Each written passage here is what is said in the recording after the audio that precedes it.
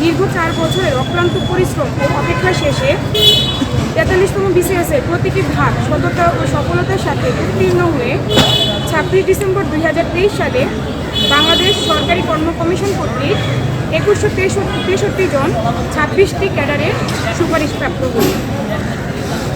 উল্লেখ্য, আমাদের 43তম বিসিএসের সার্কুলার 30 নভেম্বর 2020 তারিখে প্রকাশিত হয়। পরবর্তীতে সুপারিশপ্রাপ্তদের কয়েক দফায় তদন্ত সাপেক্ষে সুদীর্ঘ 10 মাস পর জনপ্রশাসন মন্ত্রণালয় কর্তৃক 15 অক্টোবর 2024 তারিখে প্রকাশিত গেজেটে আমাদের অন্তর্ভুক্ত করা হয় 2064 জনকে।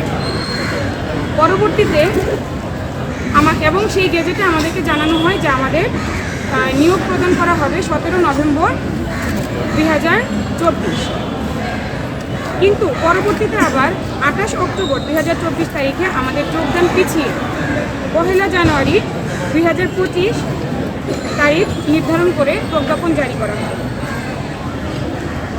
এবং সেই নির্দেশনা মোতাবেক আমরা প্রত্যেকটা প্রার্থী উৎসাহ এবং উদ্দীপনার সাথে 1 জানুয়ারি 2025 খ্রিস্টাব্দে যোগদানের জন্য সকল প্রস্তুতি গ্রহণ করি এবং আমাদের অনেক সহকর্মী, ভবিষ্যৎ সহকর্মী যারা পূর্ববর্তী চাকরি থেকে অলরেডি অব্যাহতি নিয়ে নেন।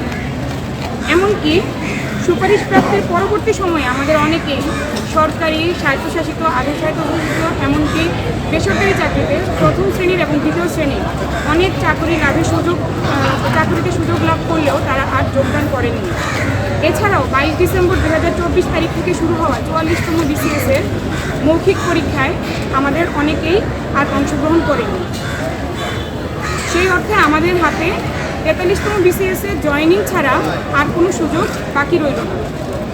কিন্তু অত্যন্ত দুঃখের বিষয়, আমরা প্রথম গেজেটে অন্তর্ভুক্ত হলেও 30 ডিসেম্বর 2024 তারিখে দ্বিতীয়বার যে গেজেটটি প্রকাশ করা হয় সেই গেজেটে প্রথম গেজেট থেকে গেজেটভুক্ত 168 জন আমরা দ্বিতীয় গেজেটে আবার বাদ করে যাই এবং আমরা যে 2163 জন সুপারিশপ্রাপ্ত হই সেই হিসেবে আমাদের মোট 222 জন প্রার্থী আমরা 43তম বিসিএসের গেজেট থেকে বঞ্চিত হই।